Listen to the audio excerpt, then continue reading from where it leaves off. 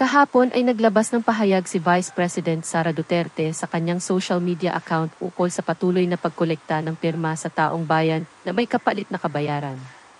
Matatanda ang nagsabi na noong nakaraang Lunes si Senate President Juan Miguel Zubiri na ayon mismo kay House Speaker Martin Romualdez ay moot and academic na daw ang isinusulong na People's Initiative. Dagdag pa ni ST Zubiri ay suhestyon mismo ni Pangulong Ferdinand Marcos Jr. na Senado na ang manguna dito. Bakit ganun po mga kababayan? Bakit hindi pa rin itinigil ang mga gawaing ito at sino sa palagay ninyo ang nagpasimuno nito? Sa kabilang banda, bakit tila taliwas ang nais ni Vice President Sara Duterte sa kagustuhan ni Pangulong Ferdinand Marcos Jr. na mabigyang lunas ang mga batas na humahadlang sa pagpasok ng mga dayuhang mangangalakal upang mas lumago pa ang ekonomiya ng bansa at magkaroon ng maayos na trabaho at hanap buhay ang mga Pilipino? Ito ang hiling ni Vice Presidente Sara Duterte habang tinutuligsa niya ang mga politiko na umano'y nag-aabot ng salapi sa mga tao bilang kapalit ng kanilang lagda para sa People's Initiative, PI, at Charter Change, CHA.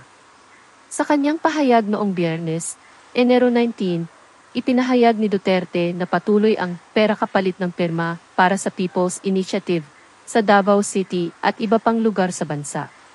Isa itong pagpapakita ng hilig ng mga politiko na bumili ng boto tuwing eleksyon, sabi ni Duterte.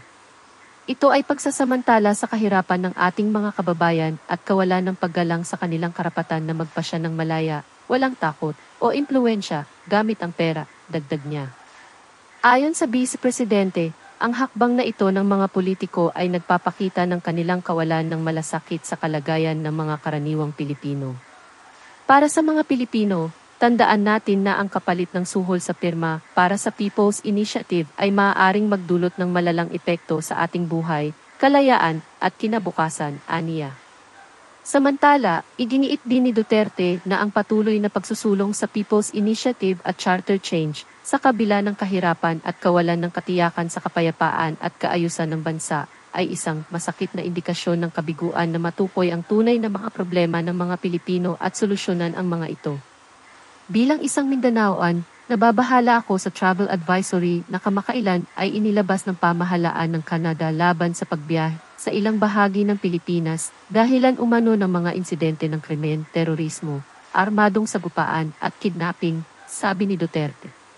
Ang mas nakakabahala ay ang mga pangamba na maaaring ito ay isang senyales lamang ng darating na mas malalang mga problema sa seguridad at kaayusan sa ating mga komunidad. Sana ay unahin natin ang pagtalakay sa kapakanan ng mga Pilipino kaysa sa pagpapapasok sa mga dayuhan sa ating bansa.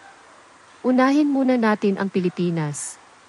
Ingatan po natin ang ating saligang batas, dagdag pa niya. Please like, follow, subscribe, comment, and share.